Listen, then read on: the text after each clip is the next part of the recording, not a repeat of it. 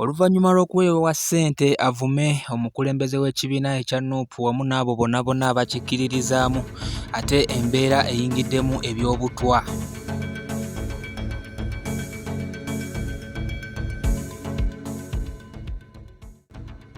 Yes, eyokumide ku mukutu good talent kyokola kye kisinga ddala okubeera ekyakabi. Of course naffe kye tukola kwe kubanga tukutusaako ago amawulire agaba gatambula mu ggwanga Uganda, era gwe abadde tanaba kubanga osubscribinga tusobole okubanga amawulire tugafuna mu budde obutuufu. Ate gwe yasubscribinga edda mwana mama mwana wa taata tusiima nnyo, but of course kye tulina okubanga kyatukusaba yes beera nga ate video giteekako ka share likinga kyentegeeza of course teweerabira ka comment okusinziira ku video eba ekoleddwa upload.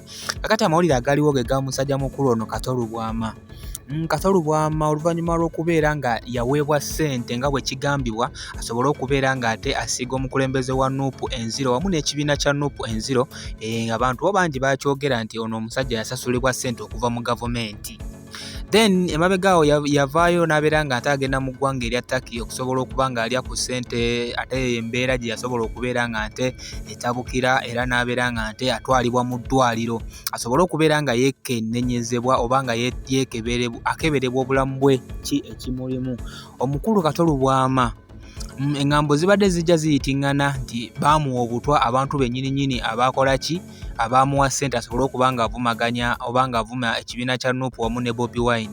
Then kakati amawulire agaliwo omusajja mukulu ono oluvannyuma lw'abasawo okubanga bamukolako check-up oba okubanga bamukolako operation ne bazuula nti alina ekirwadde kya kookolo ate mwanattu nga bamaze omukuba eddagala lyonna lisobola okuba nga liyamba omuntu gwe bagenda okuba nga bakolako operation okubeera nga nte asigala just obulumi tabuwulira naye nga nte akyali mulamu. Omutima gwe baakizudde oba kyazuulibwa nti omutima gwa Kato Lubwaama gwali gunafuyeemuuko era tujjukira bulungi emabega eyo yajja batolinga n'ebirwadde ebirimu okulumwa omutima oba ebirwadde by'omutima, but right now ate embeera gy'alimu Kato Lubwaama mbi nnyo era yeetaagisa essaala ez'okubeera nga yeesizidda gy'ali asobole okubeera nga nte alikavalinga bulungi mwanattu asobole okubeera nga adda mu mbeera. Kato Lubwaama kizuuliddwa kati nti ebirwadde bibiri by'abatolinga nabo oba byafaafaagana nabyo kwe kuli ekirwadde eky'omutima okubeera nga nte gwazzeemu okuba nga nagwo gulabika gwatandise okumuluma engeri gy'abasawo gye baagambye nti mukolako operation ate mwanattu omutima gwanafuwa n'abeera nga nte ayisibwa bubi